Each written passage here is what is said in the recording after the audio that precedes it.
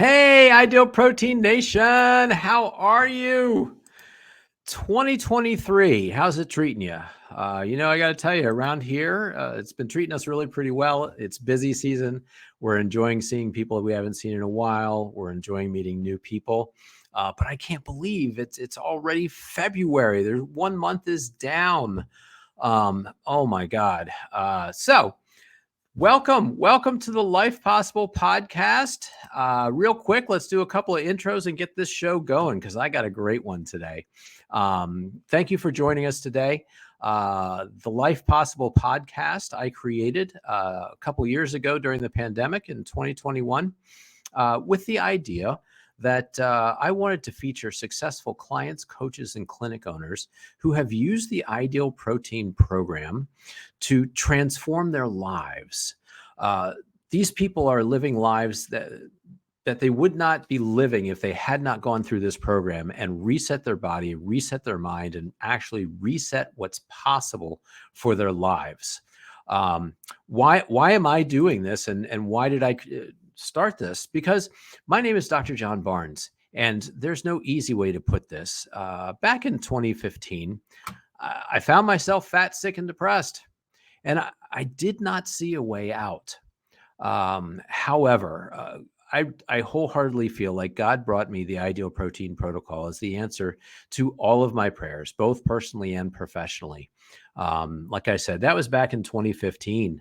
And this picture here shows me last year, 2021, over 60 pounds down from that first picture, and finishing my first half Ironman triathlon, because literally, personally, I have felt the power of this protocol from the inside out, and it changed what was possible for my life. And so I wanted to get as many stories out there to help as many people as we possibly can. So who do we have with us today? Oh, and I didn't. So we've got Sara McNeely. Sara McNeely is a special ed teacher, 17 years. She's coming to us from Madison, Connecticut.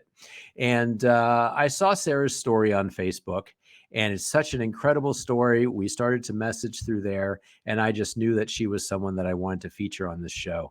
I can't wait for you to hear her stories.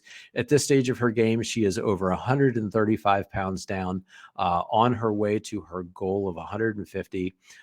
Let's just stop talking, Doc, and let's bring her in. Where is she? Hey, Sara, how are you? Good. How are you?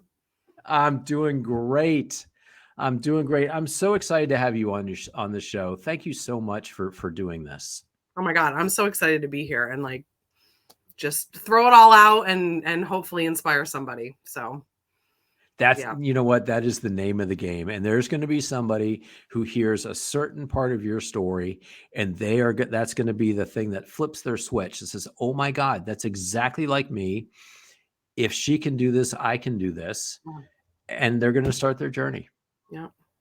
I say that to That's so what, many people. I'm like, listen, if I can do this, you can do this. I was, yeah, we'll talk about it, but being at the lowest point in my life, and here we are. And, it's this program has 100% changed my life.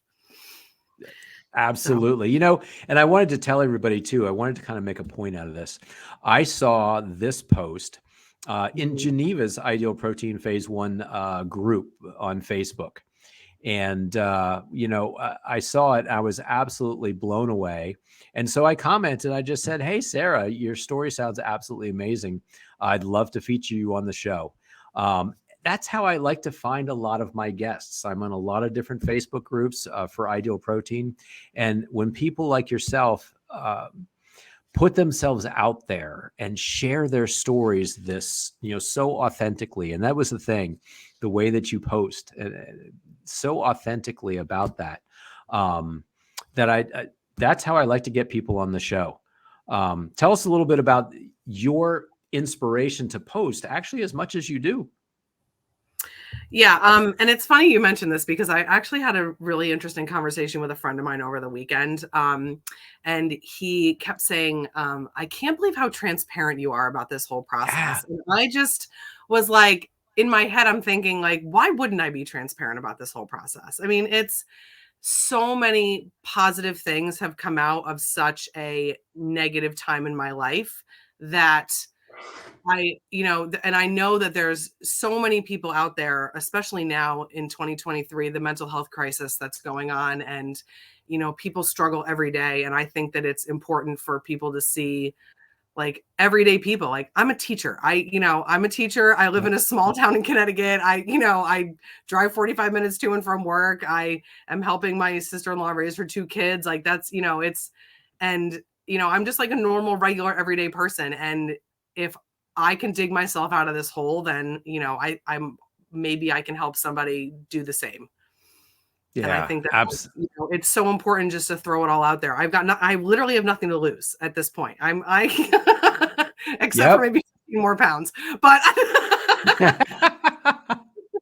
other than that, I really, I've got, just there's no reason not to be transparent about it and just to let people know. And I've always lived my life with wearing my heart on my sleeve. And so, Yeah. it's like the natural thing to do. And, posting in Geneva's Facebook page, and I know what Geneva would say. She would say, "Oh, you're doing all the work, not me, but Geneva's my hero. Without her, I don't think I would have survived this program as long as I did." So, Yeah, she is a hero for a lot of us, and yeah, her work is absolutely. incredible as far as making this protocol fun and Mhm. exciting, and at maintenance as well as, and we're Yeah. going to touch on that a little bit later. But that's the thing, right? When you start something like this, you have some hope and expectation as to how it's going to go. Yeah. And when it exceeds that dramatically, as it seems to do almost every time, you Mhm. just want to tell everybody about it, right? And Yeah. especially if weight has been an issue for you for quite a while, Mhm. or if at least if it impacted you tremendously at some point in your life, and all of a sudden things change like this, you just want to tell everybody and help people who are struggling. Right. Right. And so many people say to me, like, like, "Oh, tell me something, like that's exciting that's going on in your life." And I'm like, "Well, I lost 135 pounds." And, like that's my thing right now. And I know that not everybody wants to hear about my weight. And people are like, "Well, you're still a beautiful person and you were beautiful before you lost all the weight." And I'm like, yeah, yeah, yeah, yeah. Like, I get that. And like, I'm not looking for, for you to tell me how pretty I am, but like, this is significant, and this is significant in my world right now. And like this, like you said, has exceeded every expectation that I ever had for myself in the last 375 days. Yeah. Yeah. And I love we've got it down to the day too, right? Yeah, it's something like that. Something like that. So I tell you what, let's dive in and let's Oh, just let's just talk about kind of your history with weight, any struggle with weight before we even get up to 2021, 22. yeah. Well, I struggled with weight my whole life. I have vivid memories of going to family parties and family members telling me that I wasn't growing taller, I was growing wider, and not being Wow. able to fit into clothing that all the other girls in school were wearing, and being a size 18 at 18 years old, and shopping for a prom dress at like a special store because I couldn't buy a prom dress at any of like the specialty boutiques that so many people were shopping at. Sure. um and so I think that for me it was normal, and I was just kind of used to it because that's just kind of the way it always was. Yep. Yep. And then as I went through adulthood, realizing like this isn't normal, and like there's obviously there's something going on here, and I knew that there was something, um I want to say wrong, but that's not the right word. Like, I knew that there was something off, but like I couldn't really figure it out. So I did, I'm kind of like up and down. I tried like, Weight Watchers. And I remember going to like my first Weight Watchers meeting and sitting in this meeting with like all these like women. And I think I was like in my early 20s. And all of these women were like 50, 60 years old. And I'm thinking to myself, like, what am I doing here? But, like, hey, my mom said try Weight Watchers, so I'm going to try Weight Watchers. So Right. I like sat in the thing, and like the only thing I took out of that whole meeting was go home and make yourself a giant pot of chicken sausage with whole wheat pasta and vegetables and eat that for the whole week. And you'll like, and it'll sustain you and you won't be hungry. And like, that was my takeaway. And so I went home and I made this giant pot of like pasta, whole wheat pasta, which was disgusting, and chicken sausage, and like vegetables. And I ate it for a week and I was like, I can't do this. Like, this is horrible. Well, what am I doing? So, Right. yeah. And I was single and sort of like living my free, careless life, going out with my friends and just doing whatever I wanted to do. So, yeah. And then I ventured off to college and continued to just do whatever I wanted to do. And, the weight just kept piling on and I never really was able to understand why until fairly. So. Gotcha. Yeah. So this photo is 11 or 12 years ago. My best friend got married on a cruise to Bermuda. Okay. So at the time I was not somebody who wore tank tops. I didn't wear shorts. I didn't wear bathing suits. So I went to Bermuda in, loose fitting t-shirts and capri pants because that's all I felt comfortable in. And yeah, I was on a cruise, not walking around in a bathing suit like everybody else because I just didn't feel comfortable. Right. Absolutely. Yeah. So I want you now to kind of take us up to the point, like your life as of a few years ago. I would love for you. Let's bring this up. So I would love for you. We've got this picture here. Yeah. Which evidently is the night before your wedding. It was the night before our wedding. Mm-hmm. Yep. And who are the people in your picture? Your wedding party? Yep, our wedding party. My wife is in the back on the right-hand side, Allie, and then her two groomsmen are behind us, and then right next to me are my two bridesmaids. So, yeah, these are our people. And you have to, I love that you share this collage of your wedding. Yeah. I can only imagine what an incredible day this is. Yes. Please take us through these really awesome wedding pictures. Yeah. Our photographer actually put together this collage because she was incredible. She's amazing. Yeah. So we got married right on the beach in Madison on October 5th in 2019, right before COVID shut the world down. And I am so thankful that we got married when we did. Seriously. Yeah. So my wife had to have shoulder surgery, and or knee surgery. I don't know. She's had multiple surgeries. I think she had to have knee surgery. And I was like, we are canceling our wedding. Like, we can't afford this. You're going to be out of work. We don't have any money. Like, this isn't going to work. And I am so thankful that I like pinched and saved, and we worked like, 2 or 3 jobs to get this wedding paid for, because I don't even know I don't know how we ever would have gotten married after that with COVID. So seriously, that's the thing. And you had no idea it was even coming, right? Nope. Wow. That's divine providence right there. It really is. And then we took our honeymoon in St. Lucia in December, because I'm a teacher. So we went during Christmas break. Yeah. And I mean, even like December 2019, like if we fit our honeymoon in, and then there was no way we were going to travel after that. So, and we didn't even know that at the time, but yeah. Oh my God. That's so amazing. Yeah. It was like totally, like you said, like divine intervention. It just sort of like happened. So anyway, your wife obviously is a firefighter. He is a firefighter. Yep. So we got married on the beach. The significance of that was my wife's father passed away in 2013. So and that's where his ashes were spread. Wow. So we wanted him to be there in spirit with us. So we brought the wedding to him. So we got married right on the beach, and my wife's dream was always to ride away from her wedding on the back of a fire truck. So me being, overweight and stuffed into a wedding dress, I was like, all right, I will run in the back of this truck, but you better hold on to me because I am terrified and I Oh don't my do things like God. this. Was totally outside of my comfort zone to do something like that. And, That's so so awesome. yeah, so we How rode how far from, did you go? it was only like a half a mile. I don't even think it was that far. Like, it was like down the road away from the beach, heading out towards like the main like Route 1 area. So no, there was like no other traffic because it was at the beach in October, so there wasn't anybody else around. But Gotcha. it was, yeah, I was clinging. You can see in that bottom picture that I was like holding on to that fire truck, and I was like, "Do not let go of me, Allie. Do not, Oh do my not let go God. of me."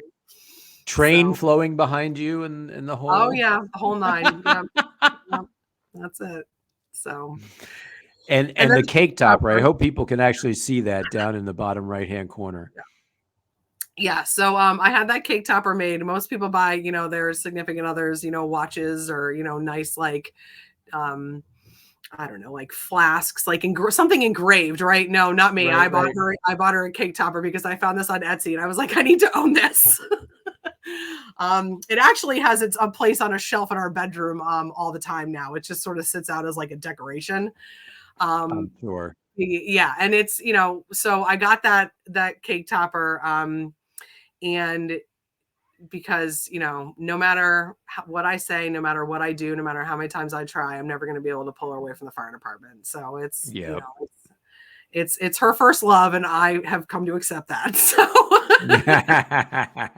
um, And again, I do think that's just part of being in love with a firefighter. You have to understand that right. going into Yeah, and she's volunteer, so it's not. She also has a full-time job on top of that. So, wow. Wow. there's fire there. 2 o'clock in the morning, and there's a car accident on 95. She's running out the door. So, Oh my God.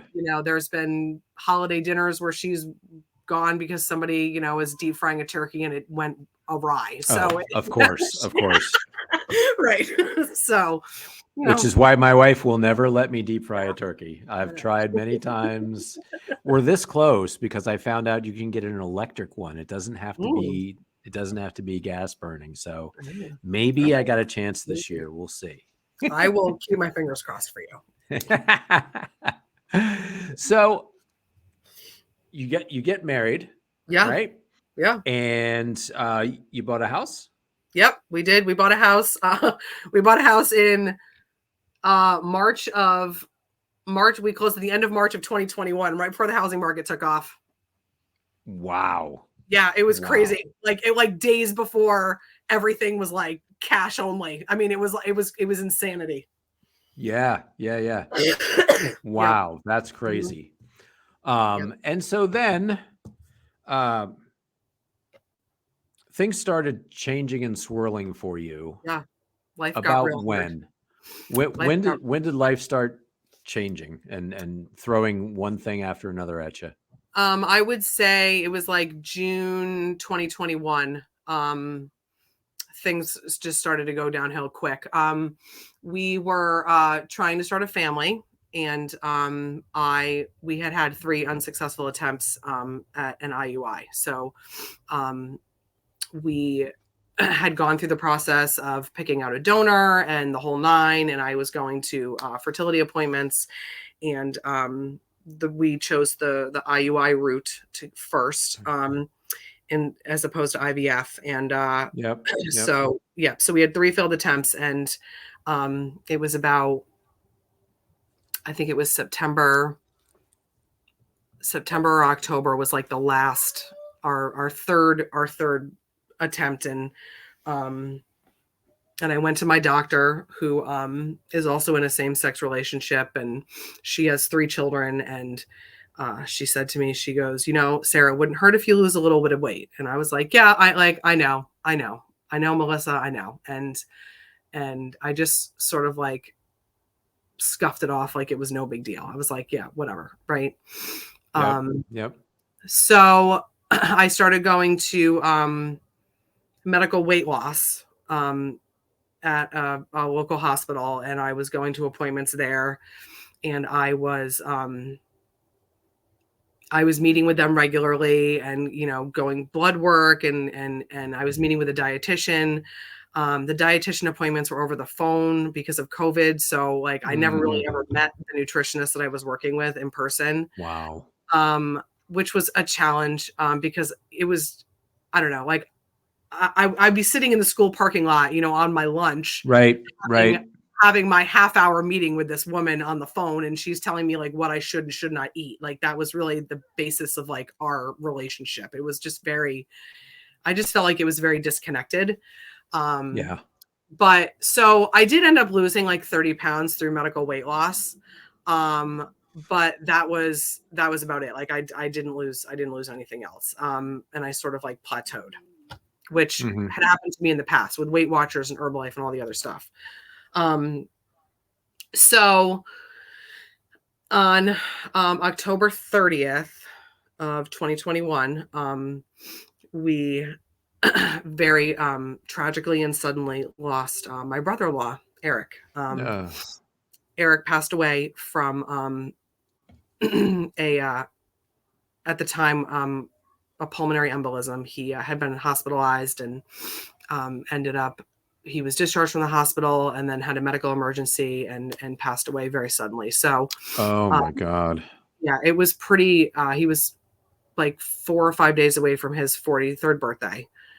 And 2 young kids at the time, a 5-year-old and a 2-year-old, or 4-year-old and 2-year-old. Yeah, so very young kids. And my sister-in-law was, living in an apartment by herself, 30 minutes away from us. And it very quickly snowballed into quite a family ordeal. Yeah. Oh my God. So at the same time, my mother-in-law, my wife's mother, was her health was declining quickly. And right around Christmas, she ended up in the hospital, and she ended up having her leg amputated because she had a significant blood clot. So it was, between, with Eric passing away and we're trying to keep Amy and her kids, moving forward, and, Amy, right. even just getting the kids to school, and Amy's trying to work, and, it was just, so with that, and then, the added stress of, going to the hospital and visiting my mother-in-law, and my wife was her medical proxy. So we had all of that pressure at home and making those, major medical decisions. And it was just it was extremely stressful. And, teaching during the end of a pandemic. I mean, I would, that like we had just come out of being home for a year and a half.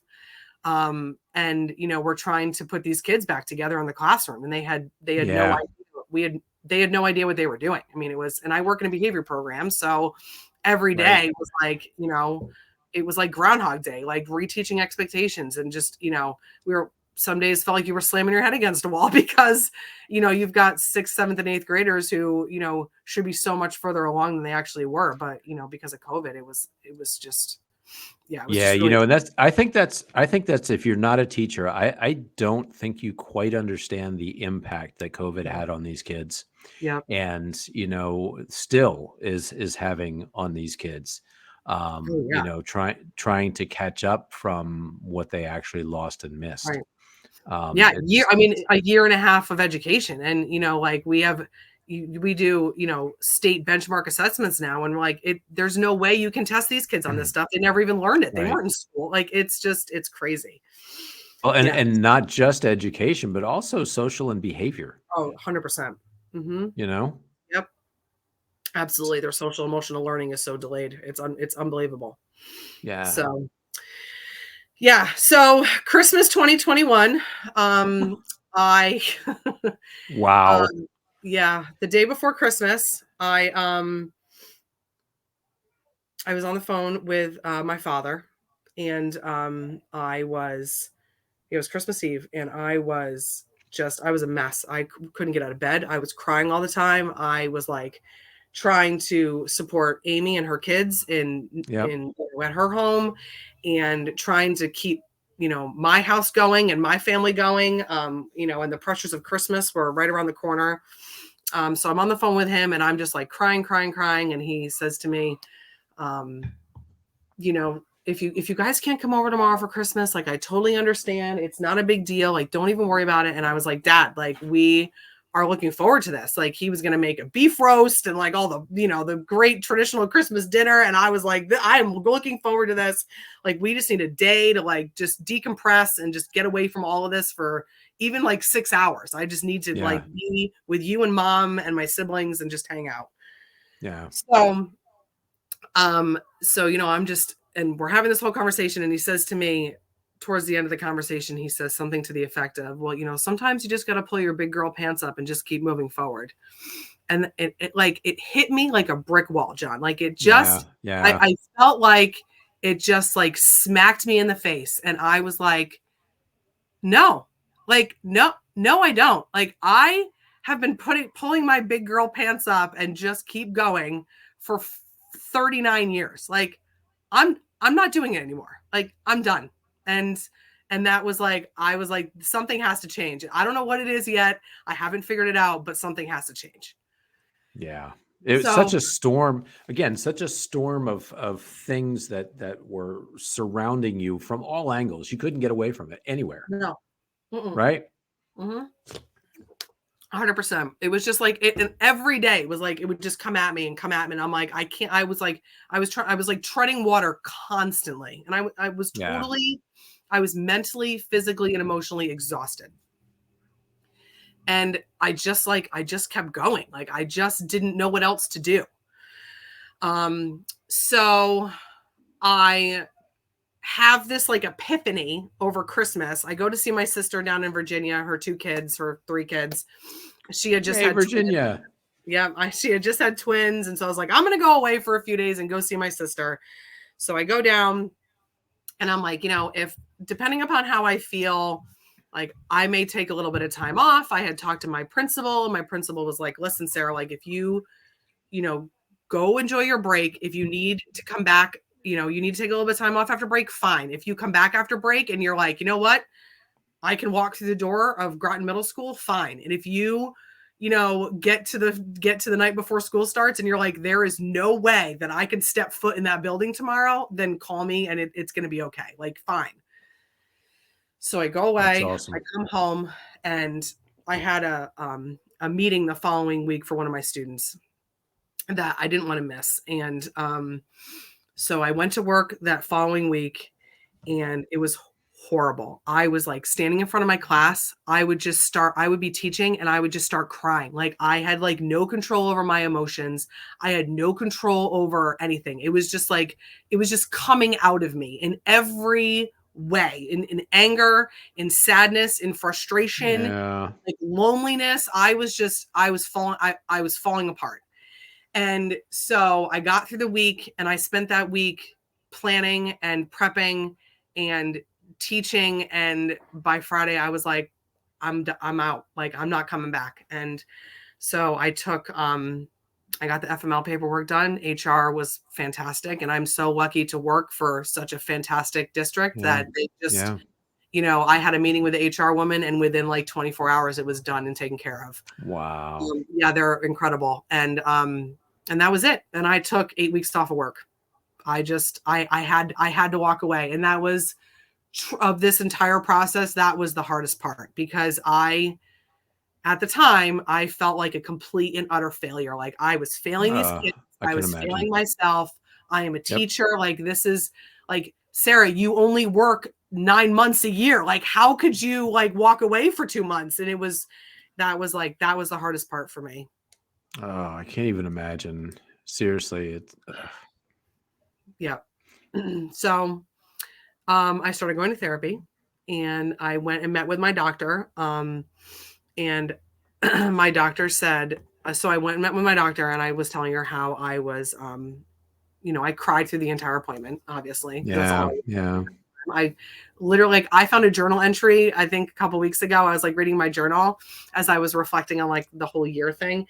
And the journal entry said like, I had to go to the post office and to the bank, and I like spent 3 pages in my journal convincing myself to leave the house, to go to the post office, to the bank. Like, I mean, that's not me. Like, I am just like, go all day. Yep. But like, yep. And I reflected on that a lot because I was like, wow, like I couldn't even leave the house. I spent the first week in bed. I like watched Netflix and just like slept because I was so burnt out. And then I went to the Wow. doctor. So I'm telling Melissa all of this stuff, and she's fantastic.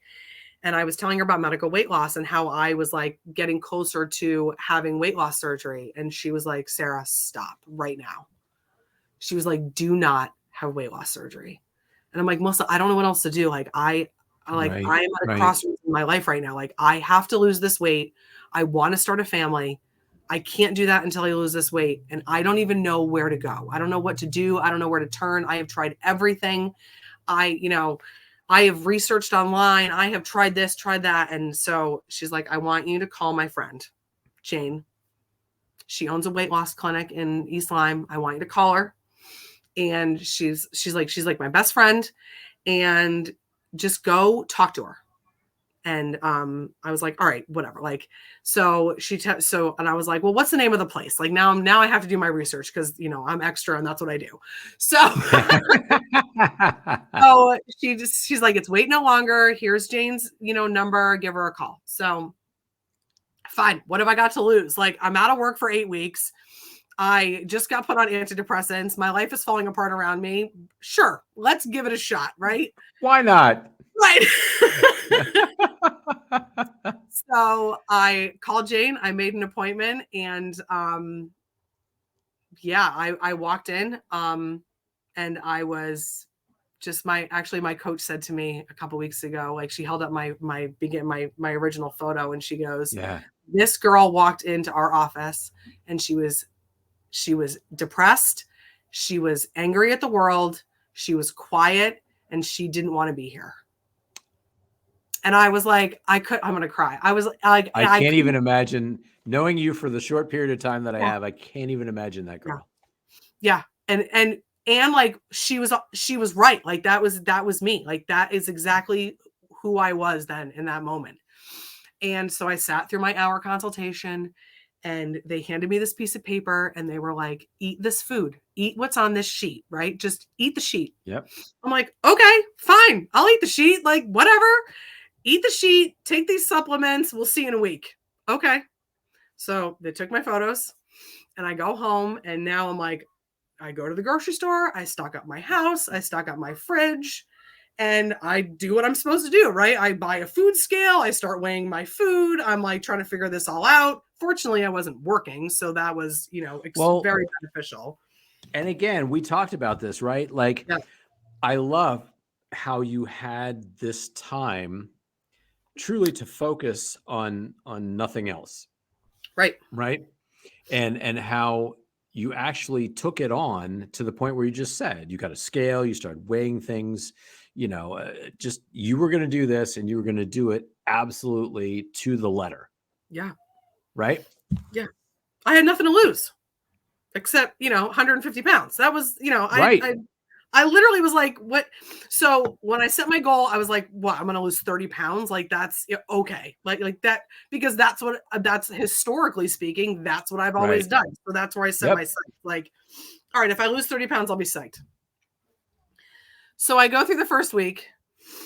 I was also too, I want to roll this back a little bit. There's a lot more that kind of went into this decision-making process. Right. What was one of the big things that you realized at the time? Was it somebody else in your life had done the program before? Yeah. This wasn't the first time you'd actually heard of Ideal Protein.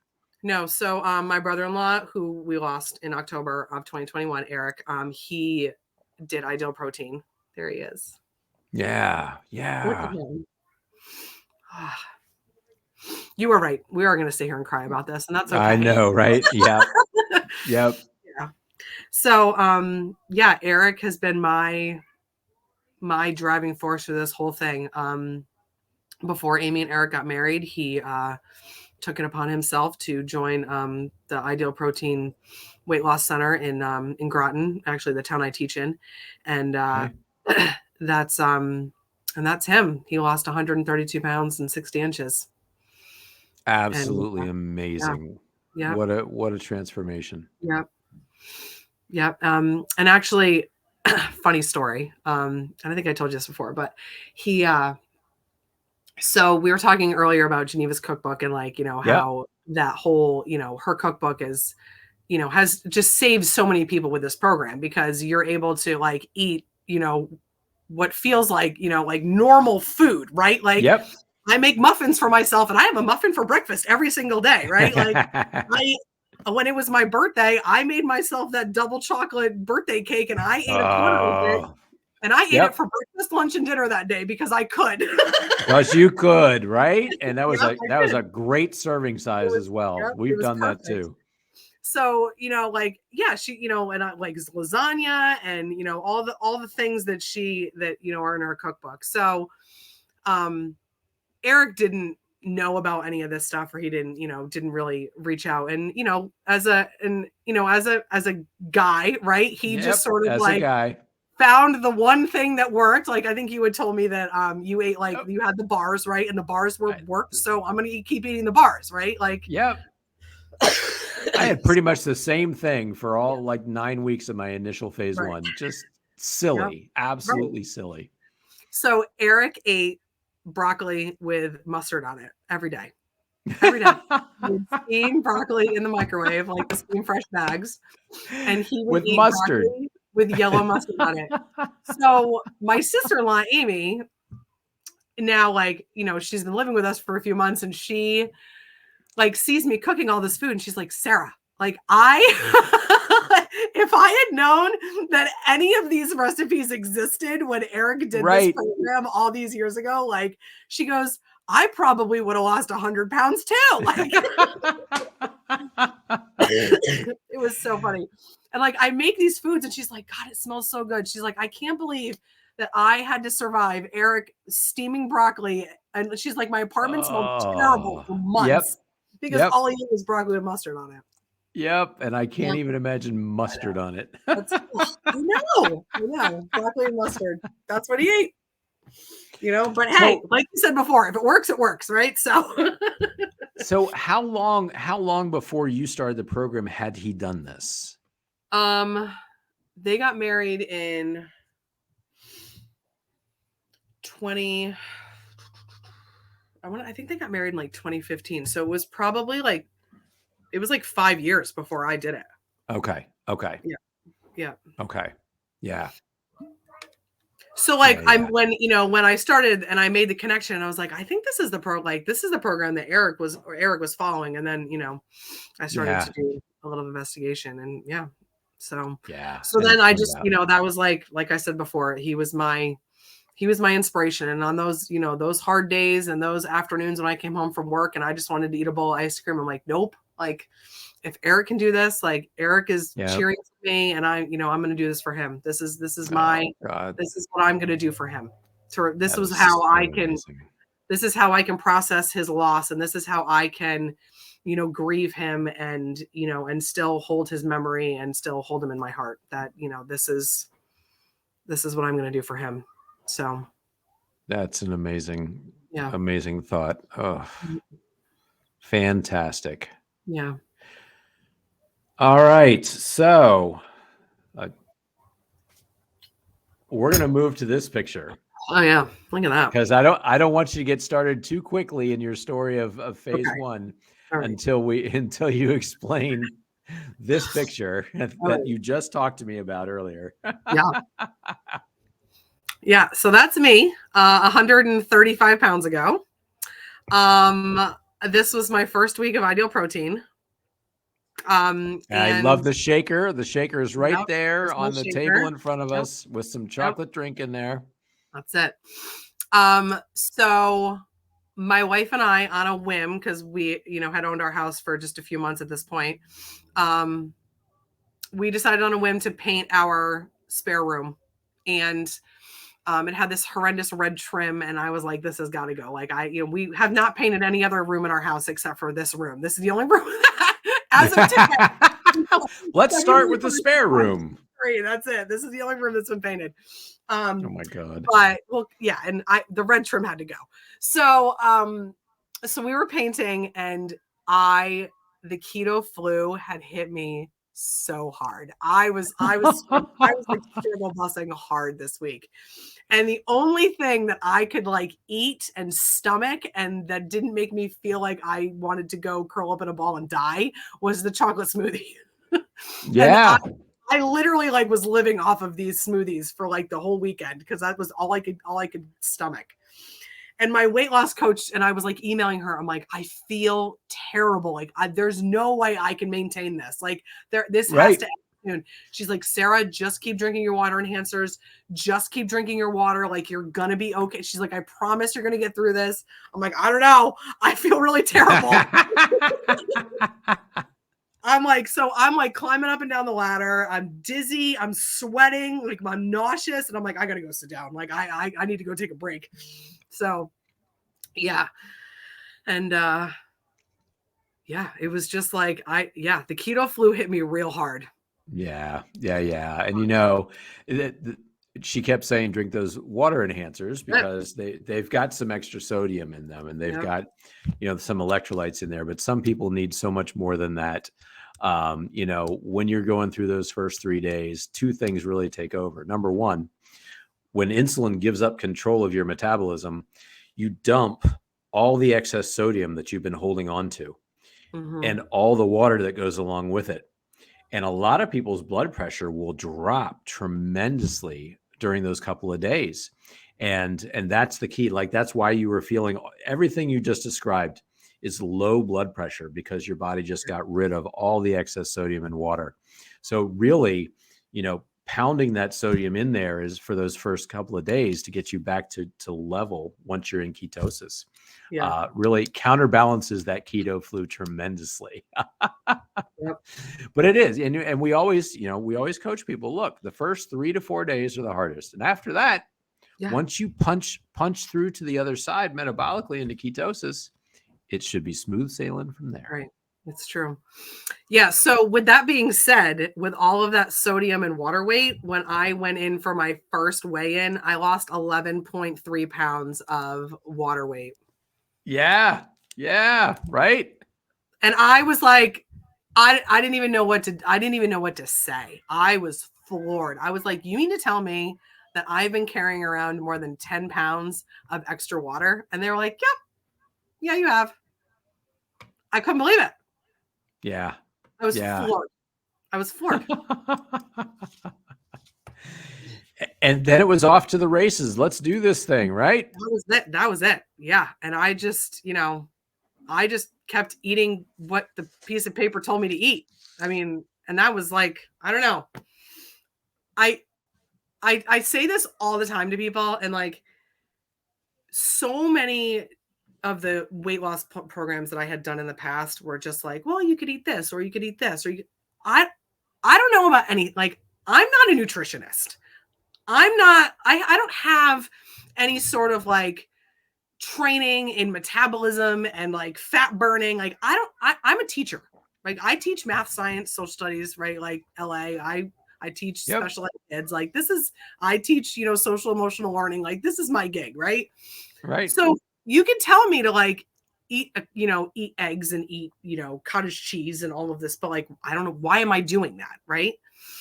And so I felt like I was going to be most successful on a plan if they just handed me a piece of paper and said, eat what's on this sheet. Just like, if you stick to this, you're going to be fine. And I think that for me, that's what worked.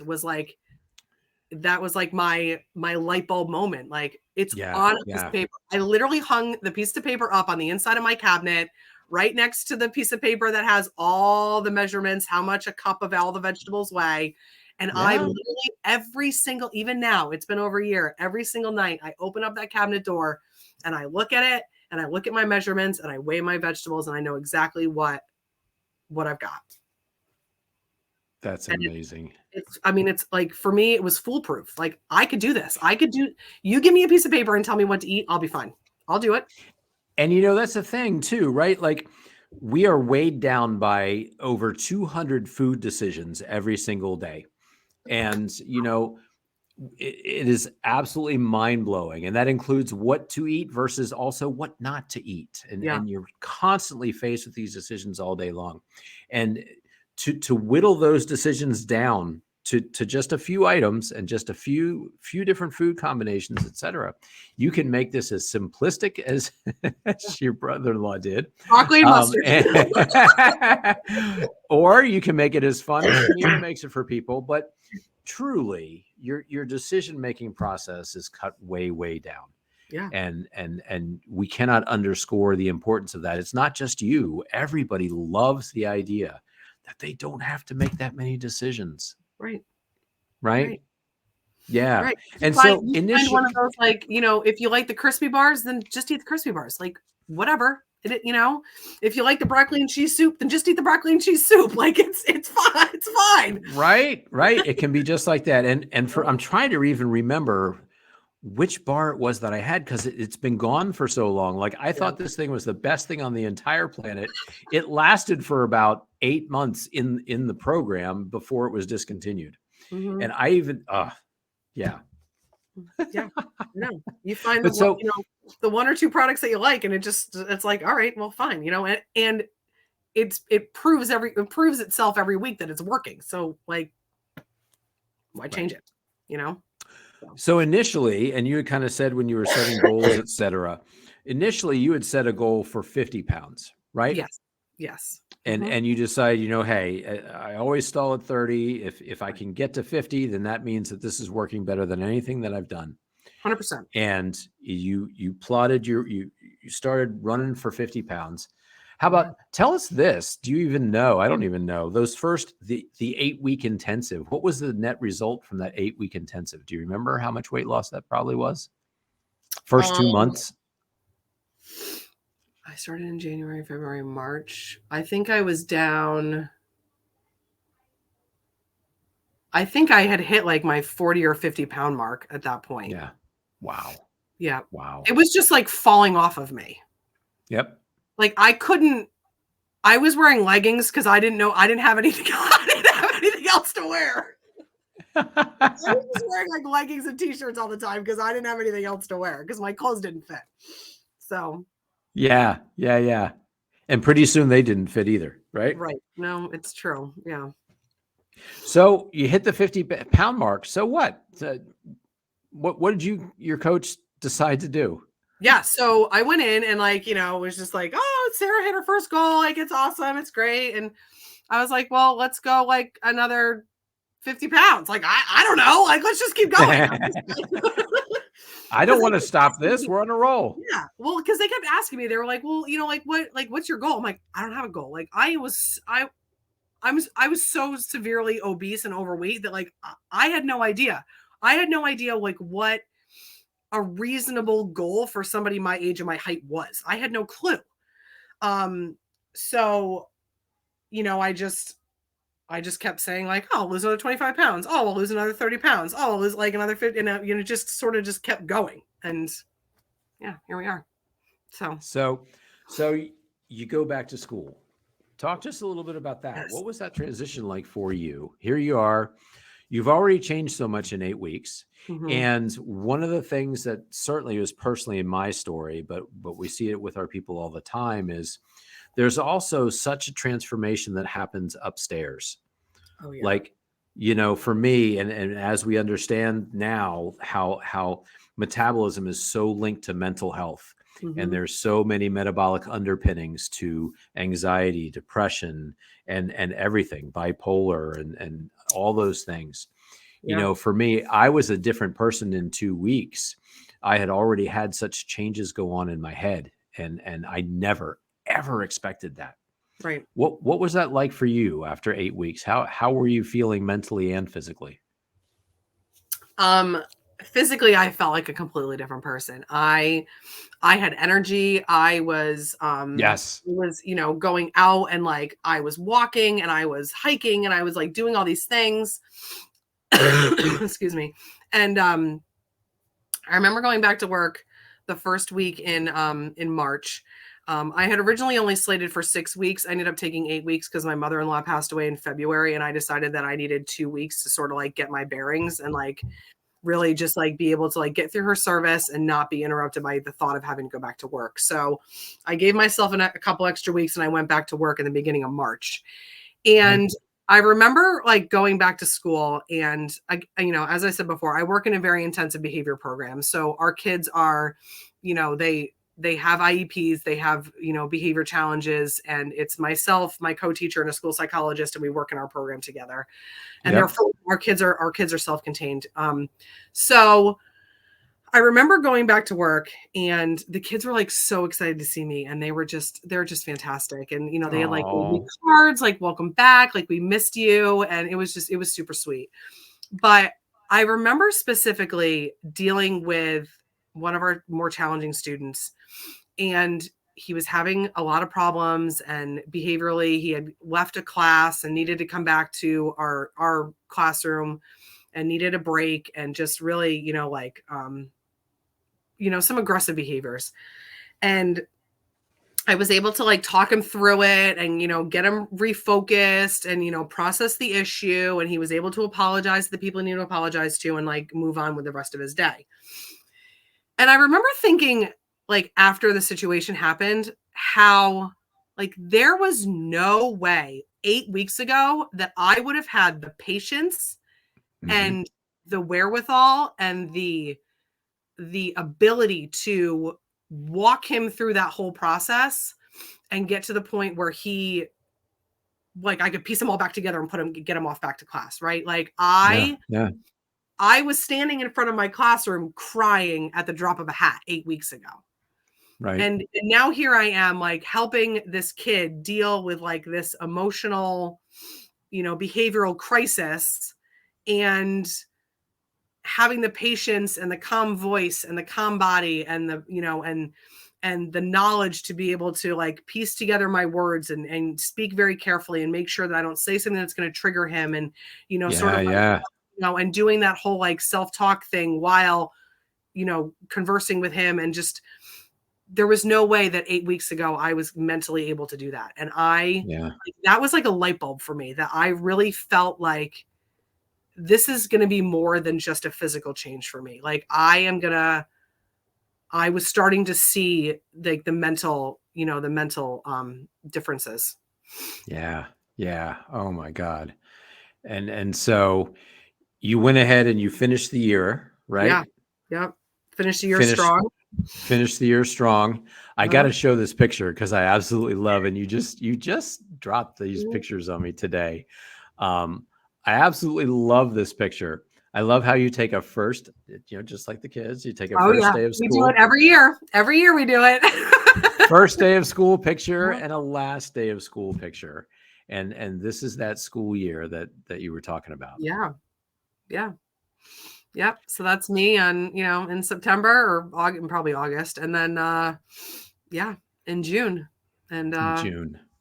That actually, the We Are on a Break t-shirt, I bought in a size 2X, I think, because I didn't know what was going to fit me. And I was swimming in it. Absolutely swimming in it.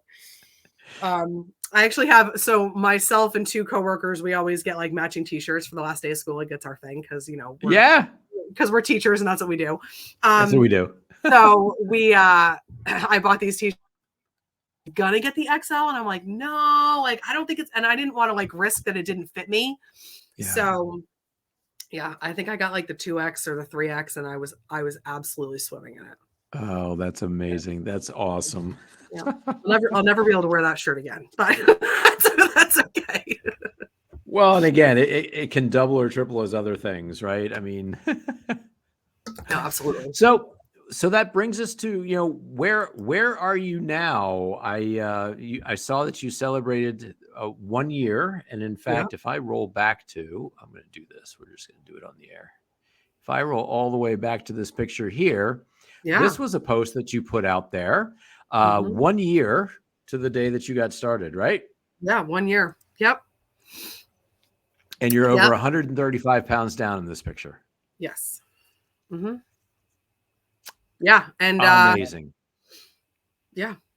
and I'm still plugging along. So I'm at about I think I'm at 140 now. Was on last Thursday when I was there. So I'm going tomorrow. Tomorrow's my weekly weigh-in. So Yeah. yeah, Fantastic. yeah. Well, Thanks. so when we were laying out goals, we had only gotten to 100. What happened when you reached that second 50? Well, when I hit 90 pounds, I sat in the lobby of my weight loss clinic and cried. And my coach came in and she was like, so like, I don't know what the format is at your center, but like the format is when we walk in and like we go into the weigh room and like get on the scale and we do the whole, the blood pressure and the whole nine. And then I usually go back out into the lobby and like, I'll order my food. So then while I'm meeting with my coach, they'll like, package up my food. So I was in the waiting room and I like had the clipboard in my lap and I just like, I was like processing like 90 pounds. Like what does that mean? Like 90 pounds. And I just started crying. And so my weight loss coach, Anne, like walks in. She's like, Sarah, what is wrong with you? I was like, I hit 90 pounds. I was like, I'm fine. You're sobbing into my clipboard with like, yeah, it was ridiculous. And she came over and she like sat next to me. She hugged me. Like the other people in the waiting room probably thought I was totally like out of my mind. I'm like, don't worry about me. No, they had to be super excited about it too.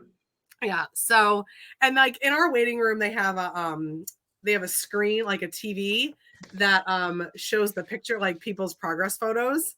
And so when I hit 100 pounds, like I got to be on the screen and I was super proud. Oh, that's so awesome. That's so much fun. Yeah. I love that. Yeah, but you decided, okay, well, I'm at 100. Why not another 50? Yeah. Right. So yeah, and one of the big driving forces was I needed to get my BMI down to a certain point so I could be eligible for IVF.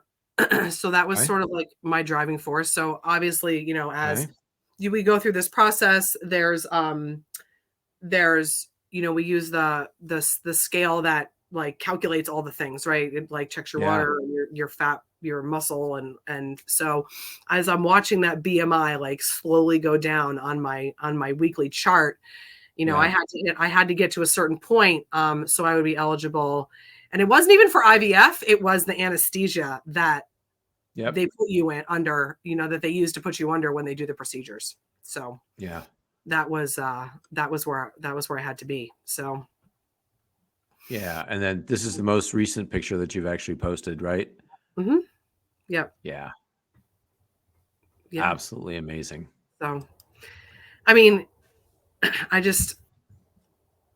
feel like a completely different person. And, I had this conversation with my therapist a couple weeks ago, how she was like, well, like, when as I was reflecting on a year and going through that whole process, and she's like, what's like your what do you think like your biggest changes? And I said to her, I was like, I feel like I'm like back to the person that I used to be, like spontaneous, just like, just carefree, like, laughing, having a good time. And just like, I feel like I've like finally like burst out of like my shell again.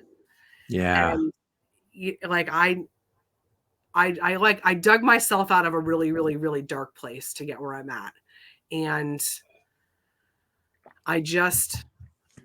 while I acknowledge the physical changes, I think that so much of this process has been, that what ketosis does for your mental health and what, living like a low carb lifestyle does for your brain. It's amazing. And I've been listening to like podcasts. I actually listened to a really interesting one fairly recently. It was long. It was like 3 hours, but, and people say my show's long. Do you hear this, people? Come on. It was like 3 hours.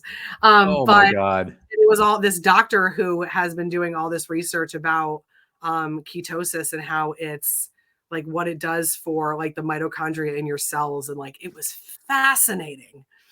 And like the whole time I'm thinking like, this is me. Like this was 100% was me. Yeah, absolutely. Don't get me going with mitochondria now. You're starting to get me all worked up. I am absolutely geeking out over mitochondrial biogenesis. Look that one up. Yes, that's what the whole thing was about. Right. Yeah. Oh, Mhm. yeah. Well, let's go 3 hours. You know what? You threw down the gauntlet. It's on the Huberman No, line. no, I get it. I know that guy, right? Yeah. Yes. It's long. Okay. It's 4 hours. Yeah. Yeah. Right. And it's not like it's banter, like witty banter back and No, forth. It's all no. like top level, Sciencey you know, stuff. Yeah. Yep. science Right. speak, right? Yep. And this is the thing. I actually had an incredible conversation with our CEO today, just about how this space is exploding out there, and people are now, they're seeing metabolic health. They're seeing ketosis. They're seeing mitochondria, for crying out loud, Right. right? Right. And we've been talking this stuff now for 20 years in Ideal Protein, and it's so exciting to now see it start to be in the mainstream, Mhm. right? And I love the fact that you did that, and that you identify with that, and this is what's going to carry you forward. Yeah. Okay. We already talked about, so your end game at this stage of the game, is it 150, or is it Yep. So where's the end game? my coach and I have decided that I'm gonna start phasing off once I hit 150. Okay. I just really want to like say that I lost 150 pounds. I mean, I know that sounds totally vain and ridiculous, but like, You deserve that. that's it. How many people can say that? I No, mean, you I know. absolutely deserve that. And again, very inspirationally, etc. I do want to go back and say, look, you already surpassed Eric, Yeah. right? Yeah. He was your inspiration, and you've used that for your journey. You've been able to surpass what he was able to achieve as well.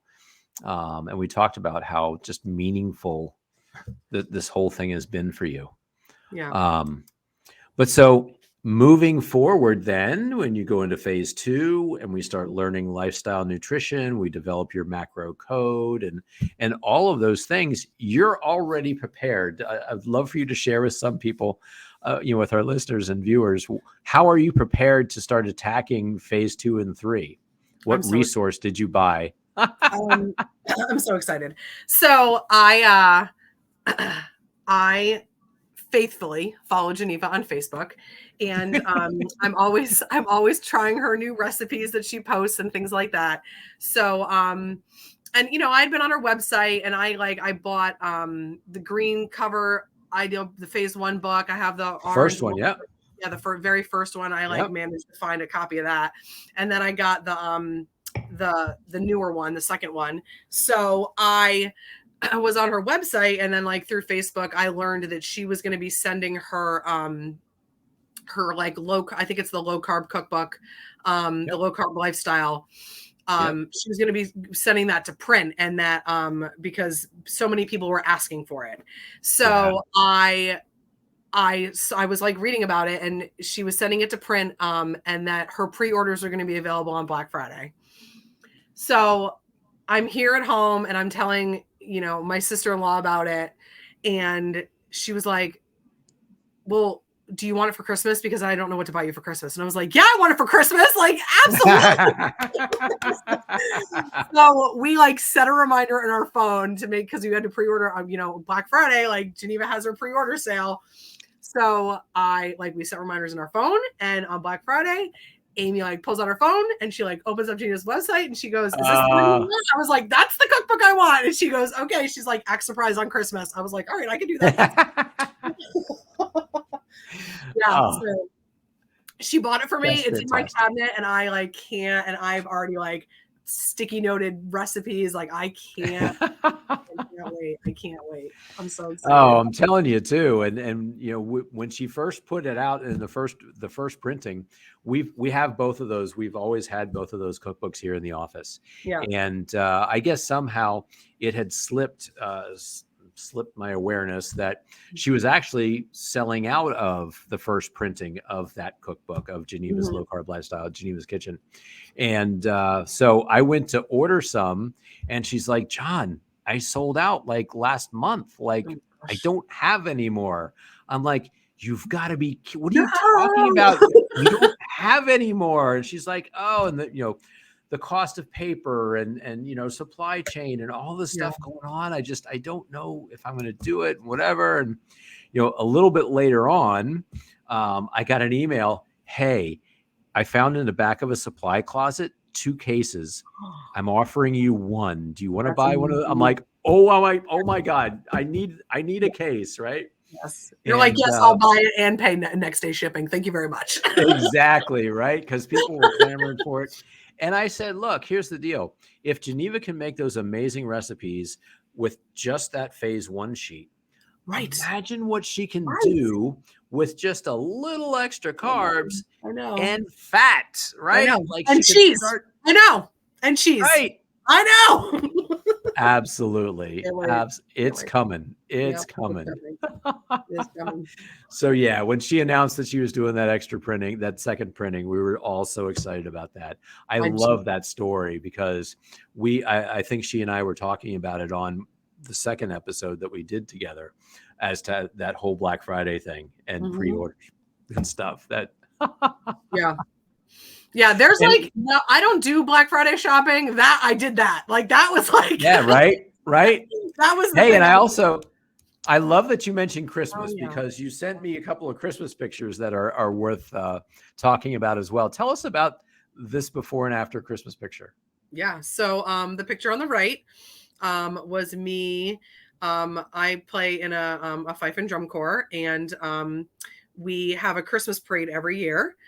So the picture on the right was from 2021. And so this picture on the left is me at the same event 1 year later in 2022. Oh my God. 2 different people. Yeah, 100%. 2 absolutely different people. Yep. I love that. And then you took a little trip at Christmas. We did.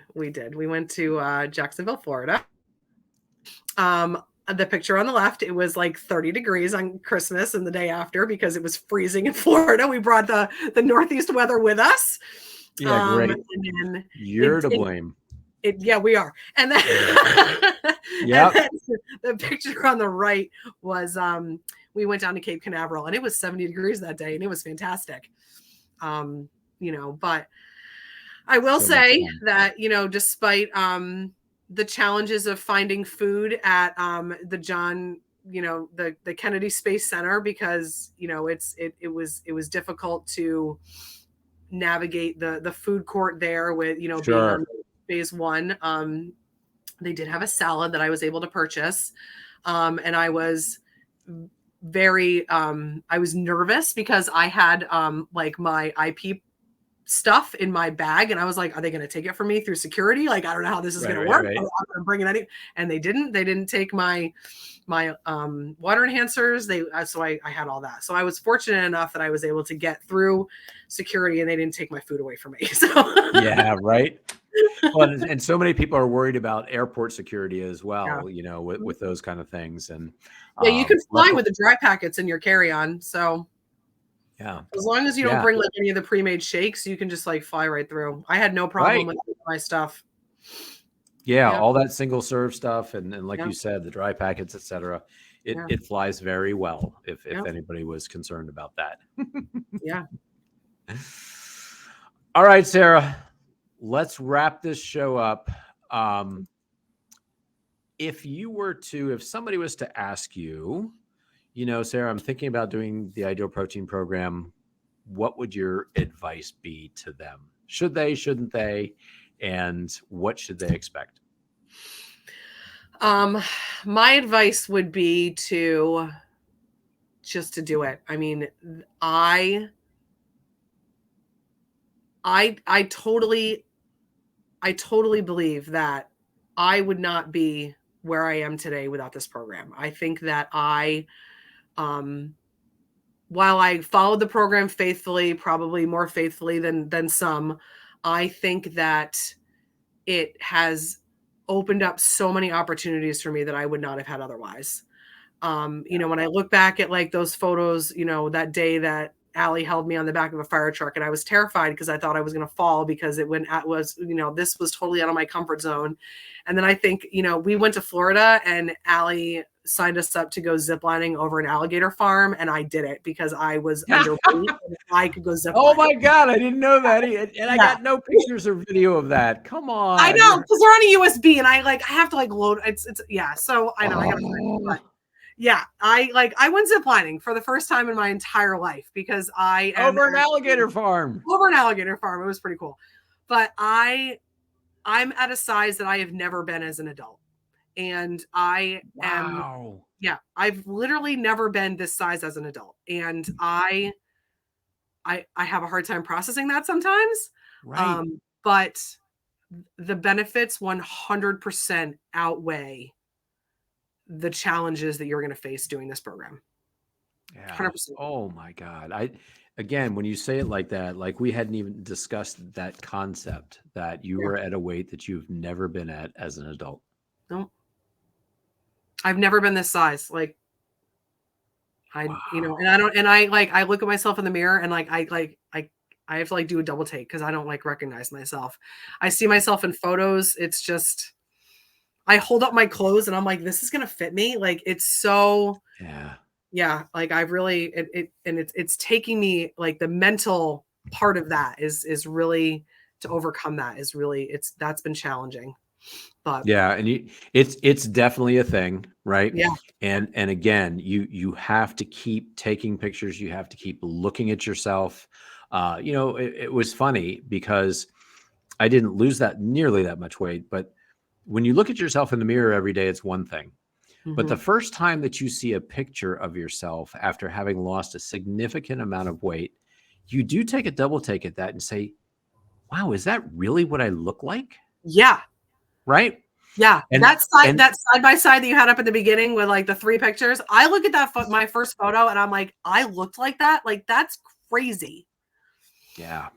Yeah. So you have to keep imprinting that because this has happened so fast that it is going to take a while for your brain to actually process and catch up. And so I definitely would encourage you just to continue trying to imprint that in your brain that this is who you really are. This is who you are now. And it's just so absolutely amazing. Yeah.